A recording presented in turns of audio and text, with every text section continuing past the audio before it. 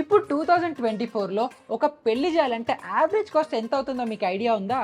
20 లక్షలు అవుతోంది. అండ్ ఇప్పుడు ఏ మంత్ నడుస్తోంది? మే మంత్ నడుస్తోంది. అండ్ మనకి ఆగస్ట్ నుంచి డిసెంబర్ వరకు ఈ గ్యాప్‌లో చాలా మంది పెళ్ళిళ్ళు అనేవి చేసుకుంటూ ఉంటారు. అండ్ దానికోసం ఆల్రెడీ ప్లానింగ్ అవ్వచ్చు, ప్రిపరేషన్ అవ్వచ్చు, ఇప్పుడే స్టార్ట్ అనేది చేసేసి ఉంటారు. సో ఎవరైతే పెళ్లి చేసుకుంటున్నారో వాళ్ళందరికీ కంగ్రాచ్యులేషన్స్. అండ్ ఈ వీడియో ఏదైతే ఉందో ఇప్పుడు నేను చేసేది ఇది మీ అందరికీ వెడ్డింగ్ గిఫ్ట్. ఎందుకు అనంటే ఇప్పుడు నేను చెప్పినట్టు కనుక మీరు ఫాలో అవుతే మీరు పెళ్ళిళ్ళకి ఏవైతే ఖర్చులు పెడతారో దాంట్లో లక్షల రూపాయలు సేవ్ అనేది చేసుకుంటారు. ఇప్పుడు నువ్వు ఎవరివి నాకు చెప్పడానికి, నీకేం తెలుసు అని అంటే లాస్ట్ 1.5 year ముందరే నేను మా అక్క పెళ్లి చేశాము. అప్పుడు చేసినప్పుడు ఎక్కడ ఎంత ఖర్చు అవుతుంది, ఎక్కడ మనకి ఓవర్ స్పెండ్ అవుతుంది, ఎక్కడ తక్కువ స్పెండ్ అవుతుంది, ఎక్కడ బార్గెయిన్ చేయొచ్చు, ఇవన్నీ కంప్లీట్ ఐడియా ఉంది కాబట్టి ఆ ఎక్స్పీరియన్స్తో మీకు సజెషన్స్ అనేవి చేస్తుంటాను. ఇంకొక ఇంట్రెస్టింగ్ స్టాటిస్టిక్స్ ఏంటంటే యావరేజ్గా ఇండియన్ ఫ్యామిలీస్లో ఒక ఫ్యామిలీ వల్ల 15 years అంటే 15 years ఒక సేవింగ్స్ ఒక పెళ్లి మీద ఖర్చు పెడుతున్నారట. ఆబ్వియస్లీ మనకి పెళ్ళి అనేది చాలా పెద్ద ఈవెంట్, అన్ని ఫ్యామిలీస్లో ఒక మెమరబుల్ ఈవెంట్. మనం దాన్ని ఒక మంచి పండగలా ఫెస్టివల్లా సెలబ్రేట్ చేసుకోవాలని చేస్తుంటాం. కానీ 15 years ఆఫ్ సేవింగ్స్ ఒక ఈవెంట్ మీద ఖర్చు చేస్తున్నారు.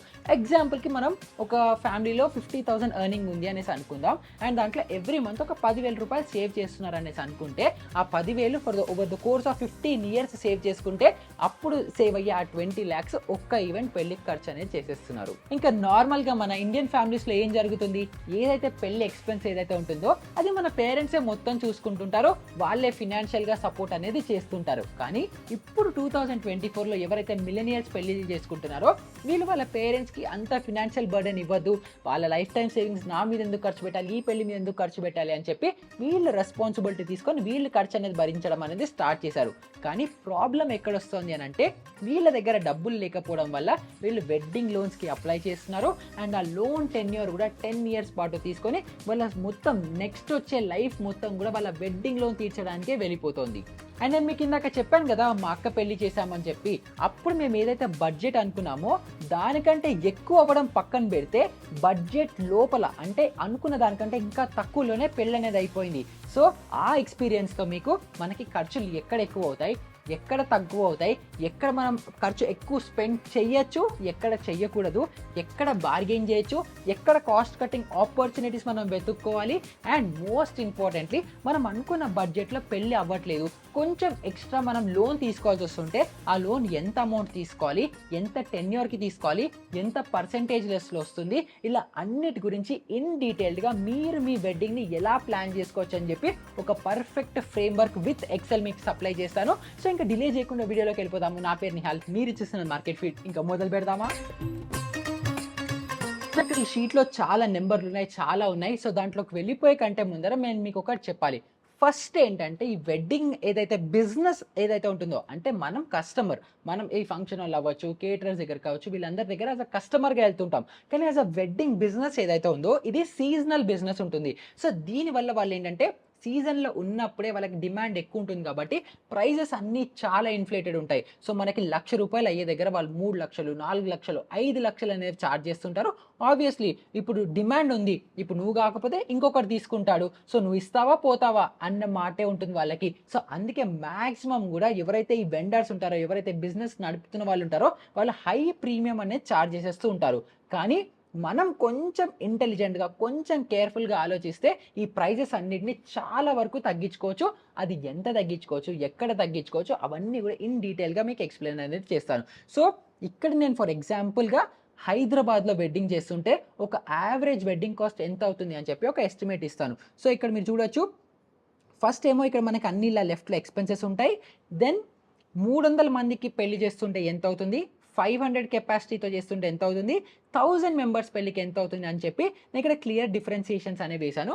సో ఫస్ట్ మనకి ఎలాంటి ఖర్చులు వస్తాయి అని మనం చూసుకుంటే అన్నిటికంటే మేజర్గా ఎక్కువ కాస్ట్ మనకి ఫుడ్లో వెళ్తుంది, సెకండ్ వెడ్డింగ్ హాల్ అంటే మన వెన్యూలోకి వెళ్తుంది, third decoration, fourth photography and videography, తర్వాత మనకి పెళ్లి బట్టలు, తర్వాత పెట్టుడు బట్టలు అంటే మనం గిఫ్ట్ ఇవ్వచ్చు, ఫ్యామిలీ కావచ్చు, ఫ్రెండ్స్ కావచ్చు, వాళ్ళకి ఏవైతే పెట్టుడు బట్టలు పెడతామో అవి, నెక్స్ట్ రిటర్న్ గిఫ్ట్స్ అవ్వచ్చు.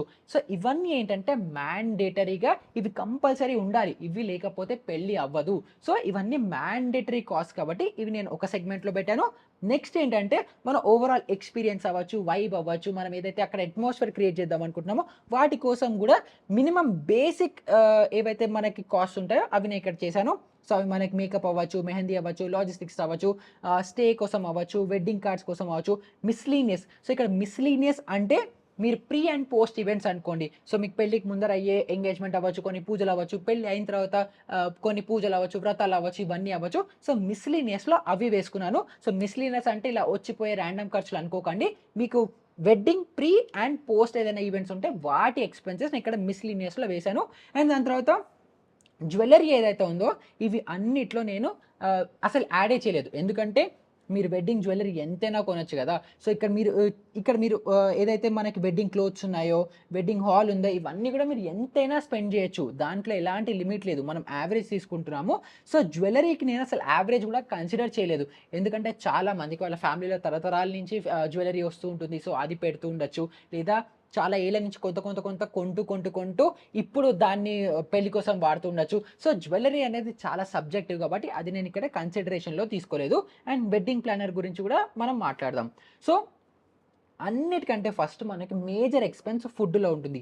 సో ఫుడ్ నేను యావరేజ్‌గా ఒక పెళ్లి భోజనము, పెళ్లి ప్లేట్ మనం చూసుకుంటే 700-800 రూపీస్‌లో మీకు యావరేజ్‌గా ఉంటుంది. సో ఒకవేళ మీరు వెజిటేరియన్ ప్లేట్ గనుక చార్జ్ చేస్తుంటే అరౌండ్ 600-650 డెఫినెట్‌గా ఉంటుంది.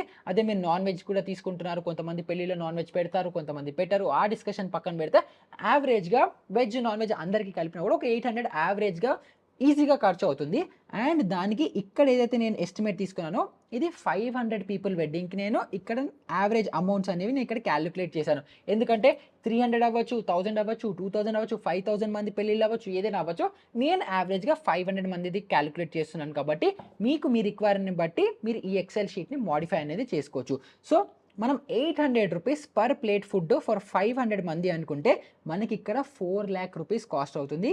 తర్వాత వెడ్డింగ్ హాల్ ఏదైతే 6 అవర్స్ కోసం వాళ్ళు బుక్ చేసుకోవడానికి మనకు అలౌ చేస్తారో అది యావరేజ్‌గా 5,00,000 రూపీస్ ఉంటుంది. మంచి పీక్ సీజన్‌లో, పెళ్ళిళ్ళ సీజన్‌లో మీరు ఒక వెడ్డింగ్ హాల్, ఒక కన్వెన్షనల్ హాల్‌లో బుక్ చేసుకోవాలంటే 5-6 లక్షలు లేకుండా మీకు దొరకట్లేదు ఫర్ 6 అవర్స్.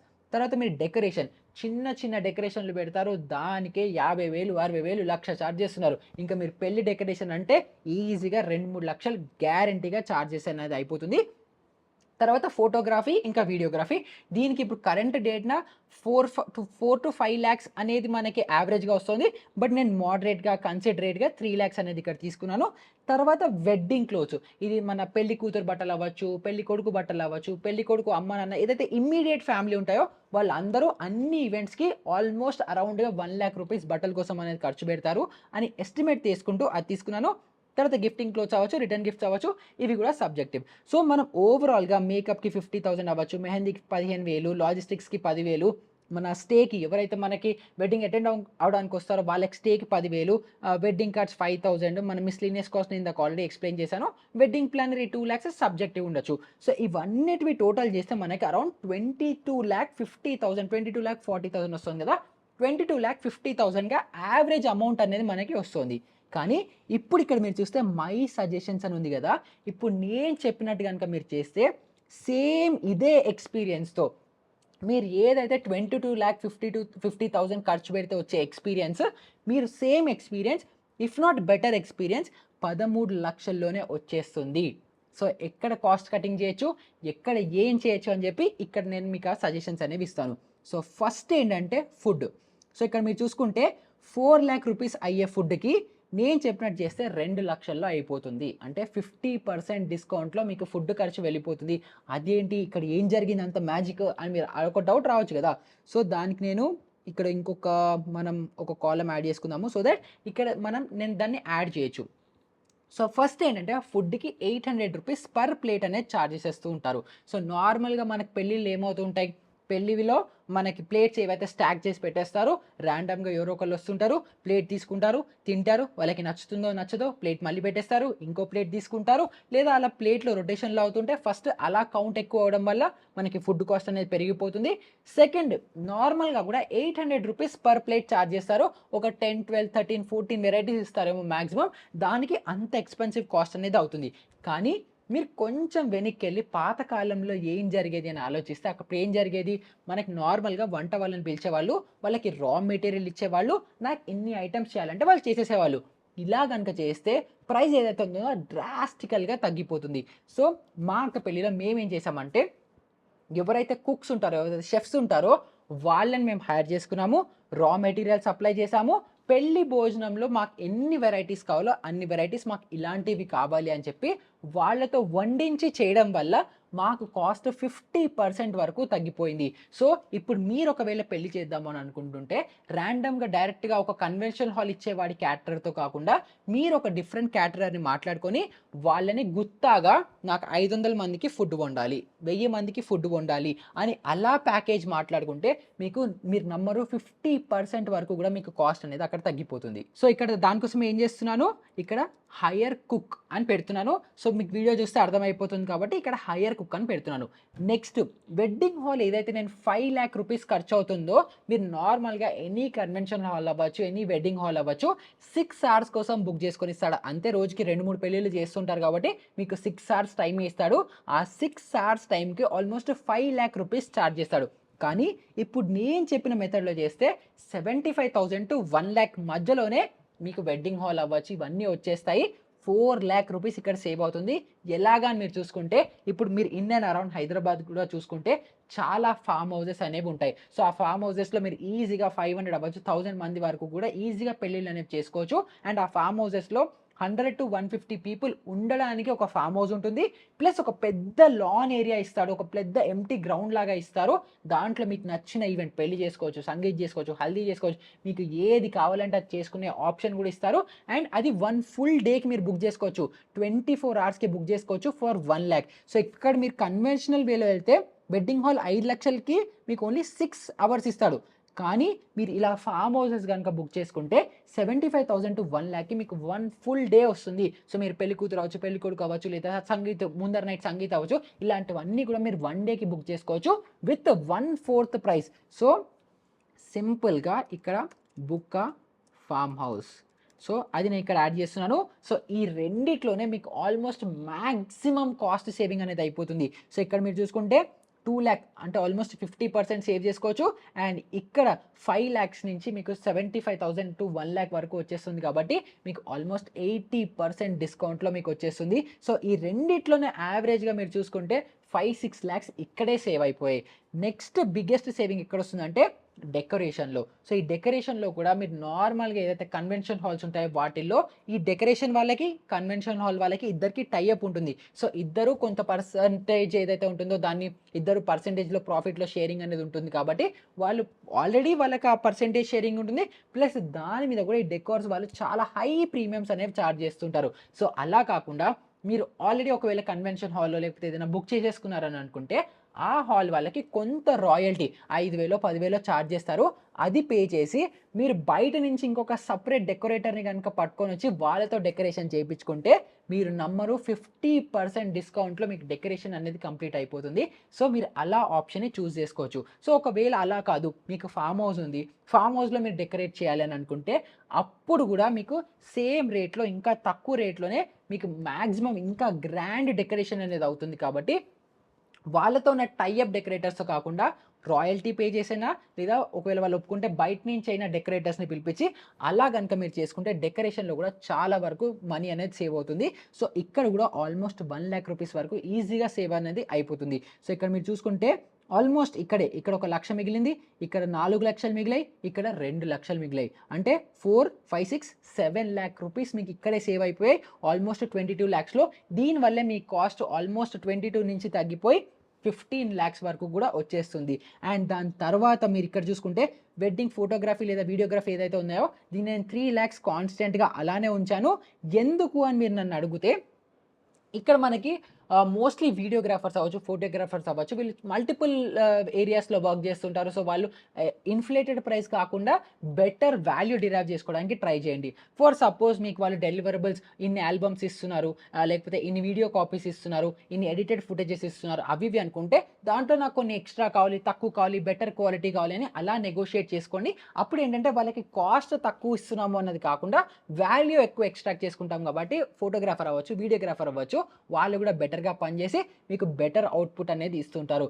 ఎందుకంటే మీరు లైఫ్ లాంగ్ మీరు గుర్తుంచుకునేది ఫోటోస్, వీడియోసే కాబట్టి దాంట్లో కాస్ట్ కటింగ్ చేయకండి. బట్ నెగోషియేట్ చేసుకొని బెటర్ వాల్యూ తీసుకోవడానికి మాత్రం ట్రై చేయండి. సో, నెక్స్ట్ మీకు కాస్ట్ కటింగ్ ఇక్కడ అవ్వదు.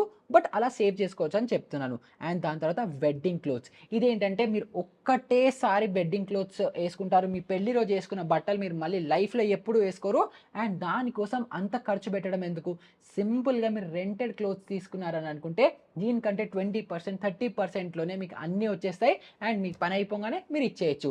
కానీ కొంతమందికి సెంటిమెంట్లుంటాయి. నా పెళ్లి బట్టలు నా దగ్గరే ఉండాలి, నేను దాచిపెట్టుకుంటానని అనుకుంటే అలా ఒక సెంటిమెంటల్ వాల్యూ కూడా యాడ్ అయ్యి ఉండొచ్చు కాబట్టి ఆ కాస్ట్ కూడా నేను ఇక్కడ తక్కువ అనేది చేయలేదు. సో, సింపుల్‌గా అలాగే ఉంచాను. తర్వాత మీకు గిఫ్టింగ్ క్లోత్స్, రిటర్న్ గిఫ్ట్స్ ఇవన్నీ కూడా ఆల్మోస్ట్ స్టాండర్డ్‌గా అలాగే ఉంటాయి. సో, ఇప్పుడు ఇక్కడ మీకు మాక్సిమం ఫుడ్ అవ్వచ్చు, వెడ్డింగ్ హాల్ అవ్వచ్చు, డెకరేషన్ అవ్వచ్చు, ఈ మాక్సిమం ఈ 3లోనే మీకు ఎంత కావాలనుకుంటే అంత మాక్సిమం ఇక్కడే సేవ్ చేయొచ్చు. కొంచెం బార్గెనింగ్ పవర్ ఉంటే. సో, ఇలా మీరు చూసుకుంటే ఇక్కడ వెడ్డింగ్ ప్లానర్ కూడా ఈ మధ్యన చాలామంది చూజ్ చేసుకుంటున్నారు. సో, ఇలా మీరు ఒక్కొక్కటి మీరే ప్లాన్ చేసుకుంటున్నారు కాబట్టి ఆ వెడ్డింగ్ ప్లానర్‌లు ఏదైతే 1,00,000, 2,00,000 చార్జ్ చేస్తారో అవి కూడా మీకు సేవ్ అయిపోతాయి కాబట్టి ఆల్మోస్ట్ మీకు 23,00,000 అయ్యేది 13,00,000 అంటే 9,00,000 రూపీస్ సేవింగ్స్‌లో మీకు పని అనేది అయిపోతుంది. సో, ఇక్కడేమో మనం అసంప్షన్సో, ఎస్టిమేట్స్‌తోనో ఇలాగ ర్యాండమ్‌గా మనం కొన్ని నంబర్‌లు ఏసుకున్నాము. ఇంత ఎస్టిమేట్ అవ్వచ్చు అని చెప్పి మనం ఒక ఎస్టిమేట్ ప్లాన్ చేసుకోవచ్చు. కానీ ఎగ్జాక్ట్‌గా ఎక్కడ ఎంత అమౌంట్ ఖర్చవుతుంది, ఎక్కడ ఎలా ప్లాన్ చేసుకోవాలి, ఎంతమందొస్తున్నారు, ఒక్కొక్కళ్ళ మీద ఎంత ఎక్స్‌పెండ్ అవుతుంది అని అన్నీ క్లియర్‌గా ఉండడం కూడా చాలా ఇంపార్టెంట్. సో, దానికోసం మీరేం చేయాలంటే ఇలా ఒక ఎక్సెల్ షీట్‌ని ప్రిపేర్ చేసుకోవాలి. అన్నిటికంటే ఫస్ట్ చేయాల్సిన పనేంటంటే గెస్ట్ లిస్ట్‌ని ప్రిపేర్ చేసుకోవాలి. అంటే మన ఫ్యామిలీ ఎంతమందున్నారు, మన ఫ్రెండ్స్ ఎంతమందున్నారు, కొలీగ్స్ ఎంతమందున్నారు, అండ్ నెయిబర్స్ ఎంతమందొస్తున్నారు. ఇలా ఇండివిడ్యువల్‌గా ఒక లిస్ట్ అనేది ప్రిపేర్ చేసుకోవాలి. అండ్ ఆ ఫ్యామిలీ ఏదైతే ఉందో ఆ ఫ్యామిలీ గ్రూప్‌లో పడేయండి. పడేస్తే అప్పుడు ఏమవుతుంది, అందరూ చూసుకుంటారు. అరే! వీళ్ళని మిస్ అయ్యావు అనంగానే అక్కడ పేరు యాడ్ చేసుకోవచ్చు. ఫ్రెండ్స్ ఉంటే ఫ్రెండ్స్ లిస్ట్ రాయండి. మీ ఫ్రెండ్స్‌కి పంపించండి. అరే! ఆ ఫ్రెండ్‌ని ఇలా మిస్ అయ్యావు అని అక్కడ యాడ్ అయిపోతుంది. సో, అప్పుడు ఏమవుతుందంటే మనం చాలా సార్లు కొంతమందిని మర్చిపోతుంటాం. చాలా క్లోజ్ వాళ్ళని కూడా మర్చిపోతుంటాం. సో, అప్పుడు మన ఫ్రెండో, రిలేటివో ఎవరైతే ఉన్నారో వాళ్ళు ఆ సర్కిల్స్‌లో వాళ్ళని ఐడెంటిఫై చేసుకొని మీకు లిస్ట్‌లో యాడ్ అనేది చేస్తారు. సో, ఫస్ట్ అడ్వాంటేజ్ ఎవ్వరిని మీరు మర్చిపోకుండా ఈ లిస్ట్ అనేది సేవ్ చేస్తుంది. సెకండ్ ఏంటంటే ఎవరికి ఎంత ఖర్చు పెట్టాలి, ఎక్కడ ఖర్చు పెట్టాలి క్లారిటీ వస్తుంది. సో, ఇక్కడ మీరు చూసుకుంటే ఇప్పుడు ఫ్యామిలీ ఎవరైతే ఉన్నారో వాళ్ళకి ఒక రకంగా మనం గిఫ్ట్స్ ఇవ్వచ్చు. ఒక రకంగా బట్టలు పెట్టొచ్చు. సో, వాళ్ళకి ఒక్కొక్కళ్ళ ఫ్యామిలీకి ఎంత బట్టలు పెట్టాలి, ఎంత వర్త్ పెట్టాలి అని చెప్పి అక్కడ ఒక వాల్యూ మనం యాడ్ చేసుకోవచ్చు. సెకండ్ ఫ్రెండ్స్ అవ్వచ్చు, కొలీగ్స్ అవ్వచ్చు, నైబర్స్ అవ్వచ్చు, వీళ్ళకి ఏదైనా రిటర్న్ గిఫ్ట్ ఇవ్వాలంటే దానికి ఎంత వాల్యూ రిటర్న్ గిఫ్ట్ ఇవ్వాలి అని చెప్పి ఆ కౌంట్‌ని బట్టి ఒక వాల్యూ ₹200 ₹500 ₹1000 ఎంత అంటే అంత మీరు ఎంతైతే పెడదాం అనుకుంటున్నారో ఆ అమౌంట్ వాల్యూ ఇక్కడ యేసుకుంటే ఓవరాల్ గెస్ట్ లిస్ట్ ఎంత, దాంట్లో మన రిటర్న్ గిఫ్ట్స్ ఎన్ని అవుతున్నాయి, వాళ్ళ ఖర్చు ఇక్కడ మనం ఇచ్చే బట్టలకి ఎంత అవుతుంది అని చెప్పి మనకు చాలా క్లియర్‌గా మనకొక అమౌంట్ అనేది వచ్చేస్తుంది. తర్వాత ఇప్పుడు మన ఫ్యామిలీ అవ్వచ్చు, వాళ్ళు ఎక్కడెక్కడి నుంచో ఊర్ల నుంచి వస్తుండొచ్చు. వాళ్ళ స్టే కోసం అవ్వచ్చు, వాళ్ళు ఫ్రెండ్స్ అవ్వచ్చు, ఫ్యామిలీ అవ్వచ్చు, కొలీగ్స్ అవ్వచ్చు, ఎవరైనా సరే వెడ్డింగ్ అటెండ్ అవుతున్నారంటే వాళ్ళు వేరే ప్లేసెస్ నుంచి రావచ్చు, లోకల్‌గానే రావచ్చు. సో, దానికి వాళ్ళకి ఉండడానికి ఏదైనా ఇల్లు తీసుకుంటున్నామా, హోటల్ తీసుకుంటున్నామా, ఎన్ని హోటల్‌లు కావాలి, అవన్నిటికి కూడా ఈ డిఫరెంట్ సెగ్మెంట్స్‌లో ఎవరి కోసం ఎంత ఖర్చు పెడదాం. ఇమ్మీడియేట్‌గా చాలా క్లోజ్ ఫ్యామిలీ అయితే కొంచెం మంచి ప్లేస్‌లో ఉండొచ్చు. కొంత ఫ్రెండ్స్ అలా ఇలా అయితే కొంచెం తక్కువ లెవెల్ హోటల్స్‌లో పెట్టొచ్చు. సో, ఇలా ఎవరికి ఎంత లెవెల్ లో ఉన్నప్పుడు ఎంత స్పెండ్ చేయాలని చెప్పి క్లియర్‌గా మనం ఒక ఎక్సెల్ షీట్‌లో అందరి లిస్ట్‌లో పేర్లు ఉండి, వాళ్ళ పక్కన గిఫ్ట్‌లకెంత, స్టేకెంత, లాజిస్టిక్స్‌కెంత అలా అన్నీ క్లియర్‌గా రాసుకుంటే మనకి కరెక్ట్‌గా, పర్ఫెక్ట్‌గా, యాక్యురేట్ నంబర్స్ అనేవి వస్తాయి. యాక్యురేట్ అమౌంట్ అనేది తెలుస్తుంది. తర్వాత నెక్స్ట్ ఏంటంటే మనం ఈవెంట్స్ లిస్ట్‌ని ప్రిపేర్ చేసుకోవాలి. మనం జస్ట్ ఎంగేజ్‌మెంట్, పెళ్లి, రిసెప్షన్ 3 చేస్తామా? లేదా మనం ఎంగేజ్‌మెంట్ చేస్తాము. పెళ్లి ముందరొచ్చే పెళ్ళికొడుకు, పెళ్ళికూతురు ఫంక్షన్‌లవ్వచ్చు, సంగీత్ ఫంక్షన్‌లవ్వచ్చు, ఇప్పుడు హల్దీ సెరమనీలవ్వచ్చు, ఇలాంటివన్నీ ప్రిపేర్ చేసుకొని, తర్వాత పెళ్లి చేసుకొని, తర్వాత రిసెప్షన్ చేసుకొని, తర్వాత వ్రతం పెట్టుకొని, ఇలా ఎన్ని ఈవెంట్స్ చేస్తున్నామని చెప్పి ఆ ఈవెంట్స్ లిస్ట్ రాసుకొని, ఆ ఈవెంట్ లిస్ట్‌లో మళ్ళీ పక్కన ఫ్రెండ్స్ ఎంతమంది వస్తారు, ఫ్యామిలీస్ ఎంతమంది వస్తారు, ఎంతమంది వస్తారు, వాళ్ళకి ఫుడ్‌కి ఎంత ఖర్చు అవుతుంది, ఇలా మళ్ళీ ఒక సెపరేట్ లిస్ట్ అనేది ప్రిపేర్ చేసుకోవాలి. సో, మీకు ఒక్కసారి ఈవెంట్ లిస్ట్ మొత్తం ప్రిపేర్ అయిపోయిన తర్వాత, ఆ ఒక్కొక్క ఈవెంట్ ఒకటే వెన్యూలో చేస్తున్నామా, మల్టిపుల్ వెన్యూస్‌లో చేస్తున్నామా, ఇంటి దగ్గర కొన్ని చేస్తున్నాము, ఫంక్షన్ హాల్ దగ్గర కొన్ని చేస్తున్నాము, ఫార్మ్ హౌస్ ఉంటే ఫార్మ్ హౌస్ దగ్గర ఏం చేస్తున్నాము, ఇలా ఈవెంట్ వైస్ మనము లిస్ట్ డౌన్ అనేది చేసుకోవాలి.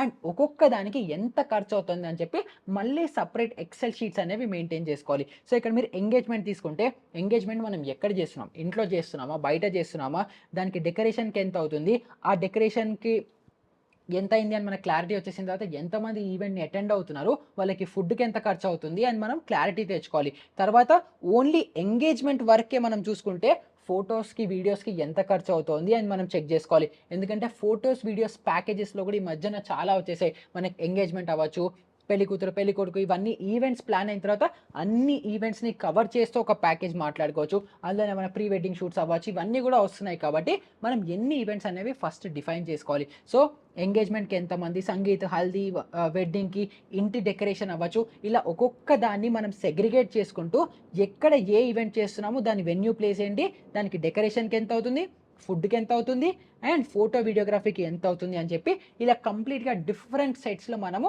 అన్ని ఎక్సెల్ షీట్స్ మెయింటైన్ చేసుకొని ప్రాపర్‌గా డేటాతో, ప్రాపర్ నంబర్స్‌తో మనం యాక్యురేట్‌గా వేసుకుంటే కొంచెం అటు ఇటు అవుతుంది. బట్ మనం మాక్సిమం 90% షూర్ ఉండి ఇలాగే ఫాలో అవుతామని చెప్పి ఒక ప్లాన్ చేసుకుంటే గనుక మనం రూపాయి ఎక్కడెళ్తోంది ఒక్క దగ్గర కూడా ఎక్కువ తక్కువ అవ్వకుండా ప్రాపర్‌గా, పర్ఫెక్ట్‌గా ప్లానింగ్ అనేది చేసుకోగలుగుతాము. అండ్ దాని తర్వాత మనకేదైతే విజిటింగ్ కార్డ్స్ అవ్వచ్చు, ఇన్విటేషన్ కార్డ్స్ అవ్వచ్చు, బట్టల కోసం అవ్వచ్చు, ఆహ్, ఎవరైతే బ్రైడ్ గ్రూమ్ వాళ్ళున్నారో, ఎవరైతే పెళ్లి కూతురు సైడ్ ఉన్నారో వాళ్ళు మేకప్ కోసం అవ్వచ్చు, మెహందీ కోసం అవ్వచ్చు, వాటి కోసం కూడా చాలా ఖర్చు పెడుతుంటారు. దెన్ జ్యువెల్లరీ ఏదైనా కొనాలనుకుంటే దానికోసం అవ్వచ్చు. ఇలా ఎవ్రీ సింగిల్‌గా ఒక్కొక్క దానికి ఎంత అవుతుంది అని చెప్పి డిఫరెంట్ ఎక్సెల్ షీట్స్ మెయింటైన్ చేసుకొని ఫస్ట్ అక్కడ ఐటెమ్ యాడ్ చేయండి, అమౌంట్ యాడ్ చేయండి. ఐటెమ్ యాడ్ చేయండి, అమౌంట్ యాడ్ చేయండి. సో, ఇలా మల్టిపుల్ ఎక్సెల్ షీట్స్ గనుక మీ దగ్గర ఉంటే, మీ దగ్గర కంప్లీట్ డేటా ఉంటుంది. అండ్ ఈ డేటాలో అమౌంట్ ఏదైతే ఉంటుందో, ఈ అమౌంట్ మీరు ర్యాండమ్‌గా ఏదో మీకు మైండ్‌కొచ్చిందో, లేకపోతే 10 ఏళ్ల ముందర ఎవరైతే మన ఫ్యామిలీలో ఒక ఆయన పెళ్లి చేశారో, ఆయనని అడిగి ఒక రఫ్ ఎస్టిమేట్ తీసుకుందాంలే, అప్పుడు 5,00,000లో పెళ్లయిపోయింది. ఇప్పుడు కొంత డబుల్ అయితుందిలే, 10,00,000 అయిపోతుంది అని అనుకుంటే, యాక్చువల్‌గా వచ్చేటప్పటికి 20,00,000 అవుతుంది. సో, ఇప్పుడు కరెంట్ డేట్‌న మీరు అజంప్షన్స్‌తో కాకుండా, కరెంట్ డేట్‌న ఇప్పుడు వెండర్స్‌తో మాట్లాడండి. ఇప్పుడు బిజినెస్ వాళ్ళతో మాట్లాడండి. క్యాటరర్స్‌తో మాట్లాడండి. ఒకళ్ళు కాదు 10 క్యాటరర్‌లతో మాట్లాడండి. ఒక ఈవెంట్ ప్లానర్‌తో కాదు 10 మందితో మాట్లాడండి. వీళ్ళందరితో మాట్లాడి కరెంట్ మార్కెట్‌లో రేట్ ఎంత నడుస్తుంది అని తెలుసుకొని, ఆ రేట్లు మీరు ఈ ఎక్సెల్ షీట్ మొత్తం ఇలా ఒక 10, 20 డిఫరెంట్ ఎక్సెల్ షీట్స్ అన్నీ అయిపోయిన తర్వాత, అన్నిటి తర్వాత ఒక టోటల్ వస్తుంది కదా! ఆ టోటల్ ఇప్పుడు మీ ఈ ఫస్ట్ ఏదైతే మీరు ఎస్టిమేట్ యేసుకున్నారో, దీనికి దానికి మ్యాచ్ అవుతుందా లేదా చెక్ జేసుకోండి. మ్యాచ్ అవ్వట్లేదు అనంటే, మీ అజంప్షన్స్, మీ ఏదైతే యాక్చువల్ నంబర్ ఉందో, ఈ రెండిటికి మ్యాచ్ అవ్వట్లేదు అని చెప్పి మీకు ఐడియా వస్తది. సో, అప్పుడు మీరేం జేయొచ్చు, ఏదైతే యాక్చువల్ నంబర్ ఎక్కువ ఉంది అని అనుకుంటే, దాంట్లో మీరు తక్కువ చేసుకోవాలి. అదెక్కడ, ఇప్పుడు సపోజ్ మీరు 500 మందికి ప్లాన్ జేశారు. సో, అది మన బడ్జెట్‌లో రావట్లేదు. సో, నేను ఓన్లీ 300 మందికే పెళ్లి జేస్తాను. లేదు, కొంచెం స్ట్రెచ్ అయ్యే ఛాన్సెస్ ఉంది. మనం ఇంకొంతమంది ఎక్స్‌ట్రా మందిని యాడ్ చేసుకోవచ్చు. లేదు, జనాలకెందుకు పెట్టడము, నేను 500 మందికే చేస్తాను. ఇంకా డబ్బులు మిగిలితే నా కూతురో, నా కొడుకో ఎవరిదైతే పెళ్లవుతుందో వాళ్ళకే నేను గిఫ్ట్‌గా ఇచ్చేస్తానని చెప్పి అలా ప్లాన్ చేసుకోవచ్చు. సో, మనకు ఫస్ట్ ఒక అజంప్షన్‌తో ఉన్న ఒక ప్లాన్ వస్తుంది. ఒక బడ్జెట్ వస్తుంది. తర్వాత ప్రాపర్‌గా ఒక్కొక్కటి సింగిల్‌ది ఈచ్ ఈవెంట్ మనం బ్రేక్ డౌన్ చేసి ఏసిన తర్వాత ఒక అమౌంట్ వస్తుంది కదా! ఈ రెండిటిని మ్యాచ్ చేసిన తర్వాత మనకి యాక్చువల్‌గా మనకు కంఫర్టబుల్‌గా ఒక వాల్యూ అనేది వస్తుంది. సో, ఇప్పుడు సపోజ్ ఇవన్నిటికంటే కూడా ఫస్ట్‌లో మనం పెళ్లి, మనం ఎంత తాహతుంది, మనం ఎంత బడ్జెట్‌లో పెళ్లి చేయగలుగుతామో ఒక చిన్న క్లారిటీ వస్తుంది కదా! ఒక ఒక రఫ్ ఐడియా ఉంటుంది కదా! సపోజ్ నేను 15,00,000లో పెళ్లి చేద్దాం అనేసి అనుకుంటున్నాము అనేసి అనుకుందాం. నా దగ్గర 15,00,000 రూపీస్ నేను అఫోర్డ్ చేసుకోగలను. సో, 15,00,000 వరకు నేను పెళ్లి చేయగలను అనేసి అనుకుందాం. కానీ ఇప్పుడు మన ఎస్టిమేషన్ టోటల్ కాస్ట్ ఏదైతే ఉందో, ఈ టోటల్ కాస్ట్ మొత్తం అరౌండ్‌గా ఒక 18,00,000 వచ్చిందనుకుందాం. అంటే ఇక్కడ ఏంటి, 3-4 లాక్స్ తక్కువ పడుతుంది. సో, ఈ 3-4 లాక్స్ ఏదైతే డెఫిసిట్ ఉందో దీన్ని మనం ఏం చేసుకోవాలి, చాలామంది లోన్ అనేది తీసుకుంటూ ఉంటారు. సో, ఇప్పుడు ఈ లోన్ ఎంత తీసుకోవాలి, ఎంత వరకు తీసుకోవచ్చు అని మనం అనుకుంటే, సింపుల్‌గా ఇక్కడ వెడ్డింగ్ లోన్ అమౌంట్ క్యాలిక్యులేటర్ ఉంది గదా! ఇక్కడ మీరు ఏం చేయండంటే, మీ మంత్లీ సాలరీ ఎంత? 50,000 50,000 అని ఎంటర్ చేసేయండి. ఎంటర్ చేసిన తర్వాత ఎవ్రీ మంత్ మీరు ఎంత సేవ్ చేయగలుగుతున్నారు. అంటే ఎవ్రీ మంత్ మీ అన్ని ఖర్చులు పోను కంఫర్టబుల్‌గా మీకు ఎంత డబ్బులు సేవ్ చేసుకోగలుగుతారనుకుంటే సపోజ్ అదొక 10,000 అనేసి అనుకుందాం. సో 10,000 ఎంటర్ చేసేసారు. నెక్స్ట్ టెన్యూర్ ఇన్ ఇయర్స్ ఏదైతే ఉందో దీన్ని నేను మాక్సిమం 3 ఏళ్ళు అంటాను. దీన్ని మీరు ఎక్స్టెండ్ అస్సలు చేయకండి. ఎందుకంటే ఇప్పుడు మీరు 26, 27, 28, 30 వరకు కూడా పెళ్లి చేసుకుంటున్నారు అనేసి అనుకుంటే నెక్స్ట్ 3 ఏళ్లలో మీ వెడ్డింగ్ లోన్ క్లియర్ అయిపోవాలి. ఎందుకంటే దాని తర్వాత మీకు కార్ కోసం అవ్వచ్చు, పిల్లల కోసం అవ్వచ్చు, మీ ఫ్యూచర్ కోసం అవ్వచ్చు, మీ ఫ్యామిలీ ఫ్యూచర్ కోసం అవ్వచ్చు, రెస్పాన్సిబిలిటీస్ అవ్వచ్చు, చాలా వస్తాయి. సో ఒక వెడ్డింగ్ లోన్ మీరు 2 to 3 ఇయర్స్ కంటే ఎక్కువ అసలు ఎప్పుడు కూడా తీసుకోకూడదు. సో ఇక్కడ దీన్ని 3 అలాగే ఉంచండి. దీన్ని ఇంకా 2నో 1నో చేస్తే ఇంకా మంచిది. తర్వాత మీరు పర్సనల్ లోన్ తీసుకుంటున్నారా, ఓవర్ డ్రాఫ్ట్ లోన్ తీసుకుంటున్నారా, మీ పీఎఫ్ నుంచి విత్‌డ్రా చేస్తున్నారా, ఇవన్నీ నాకు సంబంధం లేదు. ఒకవేళ మీరు లోన్ తీసుకుంటుంటే పర్సెంటేజ్ ఎంత ఉందో అది ఇక్కడ వేసేయండి. సపోజ్ యావరేజ్‌గా ఇప్పుడు పర్సనల్ లోన్ పర్సెంటేజ్ 14% ఉంది కాబట్టి 14% నేను ఇక్కడ వేస్తున్నాను. సో 50,000 ఇన్కమ్‌తో 10,000 రూపాయలు ఎవ్రీ మంత్ సేవింగ్స్ అవుతూ 3 ఇయర్స్ టెన్యూర్‌కి మీరు 14%తో లోన్ తీసుకుంటే మీరు మాక్సిమం 3,00,000 లోన్ వరకు తీసుకోవచ్చు. అంతకంటే మీరు ఎక్కువ తీసుకోవడానికి వీల్లేదు అని మీకు ఇక్కడ చెప్తుంది. సో మీ బడ్జెట్ 15,00,000 ఉంది.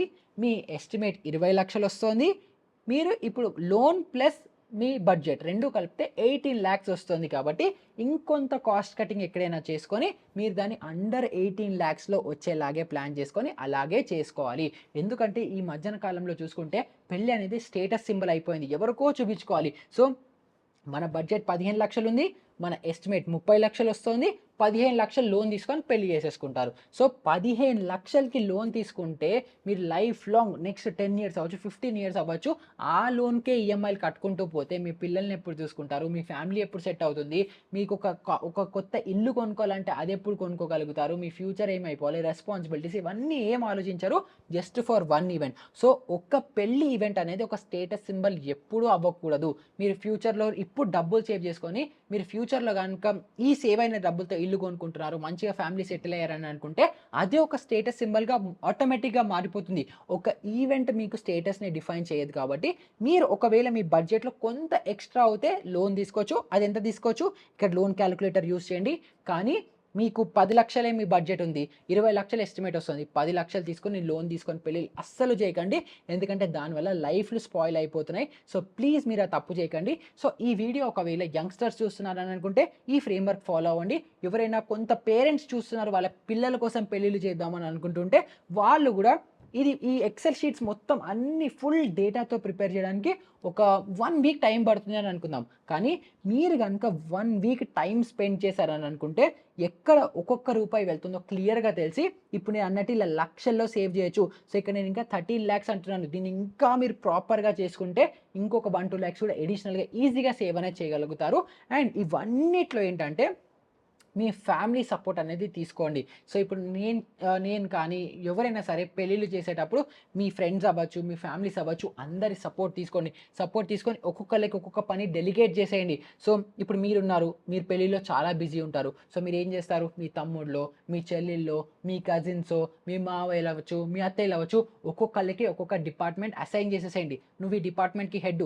అక్కడ ఏ ప్రాబ్లమ్ వచ్చినా నువ్వే చూసుకొని అసైన్ చేసేసి ఒక్కొక్క డిపార్ట్మెంట్‌లో సపోజ్ లాజిస్టిక్స్ అవుతే దాంట్లో మళ్ళీ 3 టాప్ ప్రయారిటీస్ ఇచ్చేయండి. డెకరేషన్ ఎవరైనా హ్యాండిల్ చేస్తున్నారంటే 3 టాప్ ప్రయారిటీస్ ఇచ్చేయండి. ఏంటి, ఫస్ట్ పెళ్లి మండపం డెకరేట్ అయిపోవాలి. సెకండ్ చుట్టుపక్కల డెకరేట్ అయిపోవాలి. థర్డ్ ఇల్లు అవ్వచ్చు, కార్ అవ్వచ్చు, ఇవన్నీ డెకరేట్ అయిపోవాలి. సో ఈ టాప్ ఆర్డర్‌లో అవి అయితున్నాయా లేదా చెక్ చేసుకుంటూ టిక్ పెట్టుకుంటూ వెళ్ళిపోవడమే. సో అలా ఒక్కొక్కళ్ళకి ఒక్కొక్క డిపార్ట్మెంట్ అసైన్ చేసేసుకొని వాళ్ళకి రెస్పాన్సిబిలిటీ ఇచ్చి అలా వాళ్ళకి కూడా మళ్ళీ ప్రయారిటీస్ ఇస్తే అలా ఓవరాల్‌గా మీ ఈవెంట్ ఏదైతే ఉంటుందో కలిసి అందరూ కనుక చేసుకుంటే మీరు తక్కువ బడ్జెట్‌లో ఉన్నప్పటికీ కూడా మంచి గ్రాండ్ వెడ్డింగ్ అనేది చేయగలుగుతారు. నన్ను నమ్మండి, ఎవరైతే చూస్తున్నారో ఆ పెళ్ళికొచ్చారో వీళ్ళు ఇంత తక్కువలో ఇంత పెద్ద వెడ్డింగ్ ఎలా చేయగలుగుతున్నారని చెప్పి వాళ్ళు కూడా షాక్ అయిపోవాలి. మీకు ఉన్న బడ్జెట్ కంటే మీరు డెఫినెట్‌గా కూడా ఇంకా చాలా మంచి వెడ్డింగ్ అనేది చేయగలుగుతారు. ఎందుకు అని అంటే అగైన్ ఇదంతా కూడా ఇన్ఫ్లేటెడ్ ప్రైజెస్ ఉంటాయి కాబట్టి మీరు మ్యాక్సిమం నెగోషియేట్ చేయాలి. బెటర్ ఆప్షన్స్‌ని, బెటర్ ఆల్టర్‌నేటివ్స్‌ని వెతుక్కోవాలి. అలా గనుక మీరు ప్లాన్ చేసుకుంటే మీ వెడ్డింగ్‌లో చాలా వరకు కాస్ట్ అనేది సేవ్ అవుతుంది. అండ్ అది మీరు ఫ్యూచర్ కోసం సేవ్ చేసుకుంటారా? మీరు ఫ్యూచర్‌లో ట్రిప్‌కెళ్ళడానికి ఖర్చు పెడతారా? ఏవైనా అవ్వచ్చు. సో, దానికోసం మీ డబ్బులనేది సేవ్ చేసుకుంటుంటారు కాబట్టి, అందరూ కష్టపడి డబ్బులు సంపాదించుకుంటారు కాబట్టి, ఇలా ఇన్‌ఫ్లేటెడ్ ప్రైజెస్‌లో వాళ్ళు డిమాండ్ అండ్ సప్లై వల్ల ఇప్పుడు డిమాండ్ ఉంది కాబట్టి వాళ్ళు ఎక్కువ చార్జ్ చేస్తున్నారని చెప్పి మీరు ఎక్కువ డబ్బులు ఖర్చు పెట్టుకోవాల్సిన అవసరం అస్సలనేది ఉండదు. సో, ఈ ఎక్సెల్ షీట్ ఏదైతే ఉందో నేను కింద డిస్క్రిప్షన్‌లో లింక్ ఇస్తాను. సో, మీరందరూ ఈ ఎక్సెల్ షీట్‌ని కాపీ చేసుకోండి. దీన్నే ఎడిట్ చేయడానికి ట్రై చేయకండి. అది అవ్వదు. సేమ్ డేటాని మీరు కాపీ చేసుకొని ఇంకొక ఎక్సెల్ షీట్‌లో కాపీ చేసుకొని దాంట్లో మీరు ఎడిట్ చేసుకోండి. మీ రిక్వైర్మెంట్ బట్టి మోడిఫై చేసుకోండి. మంచి క్లారిటీ తెచ్చుకోండి. మీ పెళ్లి, మీ రెస్పాన్సిబిలిటీ మీకు చాలా గుర్తుండిపోయే ఈవెంట్ కాబట్టి అన్నీ ప్రాపర్‌గా ప్లాన్ చేసుకున్నారని అనుకుంటే ఎక్కడ తప్పవ్వకుండా క్లారిటీ ఉంటుంది. టెన్షన్ ఉండదు. ఎక్కడ డబ్బులు సరిపోతాయా? సరిపోవా? అన్న టెన్షన్ ఉండదు. ప్రాపర్‌గా మీకు ఎంత ఖర్చు అవుతుందని క్లారిటీ ఉంటుంది కాబట్టి పీస్ ఆఫ్ మైండ్‌తో ఎక్కడికి ఎన్ని డబ్బులు ఎలా ఎళ్ళాలో కరెక్ట్‌గా వెళ్ళిపోతుంటుంది కాబట్టి మీకు ఏదైతే లైఫ్‌లో చాలా ఇంపార్టెంట్ ఈవెంట్ ఉందో అది చాలా స్మూత్‌గా వెళ్ళిపోతుంది. సో, ఈ వీడియో ఎవరైతే ఇప్పుడు పెళ్ళిళ్ళు చేసుకుందామని అనుకుంటున్నారో, ఫ్యూచర్‌లో పెళ్లి కోసం ప్లాన్ చేసుకుంటున్నాం అనుకుంటున్నారో వాళ్ళందరికీ ఎలా ప్లాన్ చేసుకోవాలి? బడ్జెటింగ్ ఎలా చేసుకోవాలి? ఎక్స్‌పెన్సెస్ ఏంటి? ఫినాన్సెస్ ఏంటి? ఎక్కడ ఖర్చులవుతాయి? ఎక్కడ అవ్వవు? ఇలా అన్నిటి మీద క్లియర్‌గా ఇన్ డీటెయిల్ నాలెడ్జ్ వచ్చేసిందని అనుకుంటున్నాను. అండ్ దీని రిలేటెడ్ ఇంకేదైనా డౌట్స్ ఉంటే కూడా నాకు కింద కామెంట్స్‌లో అడిగితే నేను డెఫినిట్‌గా వాటికి ఆన్సర్ అనేది చేస్తుంటాను. సో, ఎవరైతే పెళ్ళిళ్ళు చేసుకుంటున్నారో వాళ్ళందరితో ఈ వీడియోని షేర్ చేయండి. వాళ్ళు ఎక్సెల్ షీట్ మెయింటైన్ చేస్తున్నారా లేదా వాళ్ళని క్వెషన్ అనేది చేయండి. చేయకపోతే మీరే దగ్గరుండి వాళ్ళకి హెల్ప్ అనేది చేయండి. సో, ఈ వీడియో ప్రతి ఒక్కళ్ళకి హెల్ప్ అవుతుందని అనుకుంటున్నాను. సో, పెళ్ళిళ్ళు చేసుకుందాం అనుకుంటున్న వాళ్ళకి, పెళ్ళిళ్ళు అవుతున్న వాళ్ళకి అందరికీ ఈ వీడియోని షేర్ అనేది చేయండి. ఎందుకంటే ప్రతి ఒక్కళ్ళకి ఈ వీడియో హెల్ప్ అవ్వాలి. ప్రతి ఒక్కళ్ళు డబ్బులు సేవ్ అనేది చేసుకోవాలి. అదే నా ఎయిమ్. ఎందుకంటే మీరు కూడా నా ఫ్యామిలీ లాగే అంత క్లోజ్ కాబట్టి నాకు మీకు ఆ వాల్యూ డెలివర్ చేయడం చాలా చాలా చాలా ఇంపార్టెంట్ కాబట్టి ప్రతి ఒక్కరితో ఈ వీడియో షేర్ అనేది చేయండి. అండ్ వీడియో ఇక్కడి వరకు చూస్తున్నారని అనుకుంటే ఆబ్వియస్లీ వీడియోలో ఏదైనా వాల్యుబుల్ వచ్చిందని అనుకుంటాను. సో, డిస్క్రిప్షన్‌లో ఒక ఫీడ్‌బ్యాక్ ఫార్మ్ లింక్ ఉంటుంది. దాని మీద ఈ వీడియో అవ్వచ్చు, వేరే అన్ని వీడియోస్‌లో అవ్వచ్చు మీకు ఏదైనా వాల్యూ వచ్చిందా? వాల్యూ డిరైవ్ అయిందా? ఏదైనా నేర్చుకున్నారా? మీ ఫీడ్‌బ్యాక్ ఏంటి అనేది నాకు ఒక 2 మినిట్స్ టైం తీసుకొని దాంట్లో ఫీడ్‌బ్యాక్ ఫార్మ్ ఫిల్ చేయండి. అండ్ తర్వాత నెక్స్ట్ ఇంకొకటి ఇలాంటిదే మంచి ఇంట్రెస్టింగ్ ఫినాన్స్ వీడియోతో మళ్ళీ మీ ముందరికి వచ్చేస్తాను. అప్పటి వరకు గుడ్ బై.